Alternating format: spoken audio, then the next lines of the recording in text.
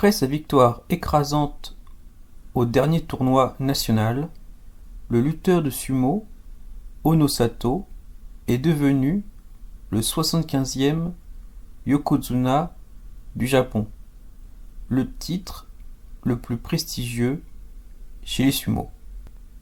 Laissez-moi vous raconter brièvement l'histoire de l'unique yokozuna originaire de Shimane, Jinmaku Kyugoro. De son vrai nom, Ishikura Makitaro, Jinmaku est né dans une famille d'agriculteurs en 1829 dans le village d'Ito, dans le district d'O, dans le pays d'Izumo. Cela correspond aujourd'hui à la partie la plus à l'est du quartier de Higashi-Izumo, au sud-est de l'actuel Matsue. Pour dire plus simplement, cela équivaut à la zone autour de la gare ferroviaire d'Iya. C'est d'ailleurs là-bas que l'on a érigé une statue en mémoire de ce personnage hors du commun, qui mesurait 174 cm de haut pour un poids de 138 kg. En 1847, Jinmaku participe à un tournoi de sumo à Osaka. Il rejoint alors une équipe de sumo d'Onomichi, près de Hiroshima. Il revient sur Osaka l'année suivante, où il fait ses débuts en tournoi en 1850. Puis, il est employé dans l'équipe de plusieurs domaines comme Tokushima, Matsue ou Satsuma. En 1858, il intègre la première division, localisée à Tokyo. Il monte peu à peu les échelons et est promu Ozeki, le rang le plus élevé chez les sumo, en novembre 1866. En 1867, il reçoit le titre de yokozuna de la famille nobiliaire Gojo, puis de la famille Yoshida. À cette époque, la licence honorifique de yokozuna était accordée par l'une de ces deux familles aristocratiques.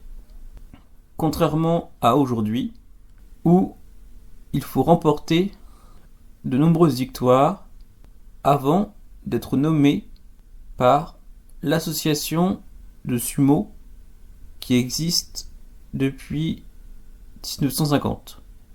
Et autre différence, maintenant il s'agit du rang le plus élevé chez les sumo. La carrière de sumo de Jinmaku s'arrête brusquement. À partir de janvier 1868, le Japon s'enfonce en effet dans une guerre civile entre les partisans du shogun Tokugawa et ceux de l'empereur. Durant cette période, Jinmaku sert de garde du corps au daimyo, donc au seigneur, du domaine de Satsuma, qui est allié à la cour impériale. Après la fin des troubles, Jinmaku quitte Tokyo pour se consacrer à la renaissance du sumo à Osaka, où il organise des tournois. En 1880, il se retire du monde du sumo et se lance dans les affaires. Il décède le 21 octobre 1903. À la fin de sa vie, il publie une autobiographie et utilise sa renommée pour financer l'érection de monuments liés au sumo. Il est en effet une légende avec 87 victoires et seulement 5 défaites en première division. Et il ne fut jamais défait en tant que yokozuna. Il est dessiné sur une estampe par l'artiste Utagawa Kuniteru. On reconnaît qu'il porte le titre de yokozuna parce que sur celle-ci, il porte une épaisse corde autour de la taille, symbole de ce rang. D'ailleurs, cette estampe est republiée dans l'autobiographie qui paraît en 1896. Dans ce livre, d'ailleurs, Jinmaku établit une liste des 16 premiers yokozuna, liste qui sera reprise par la suite.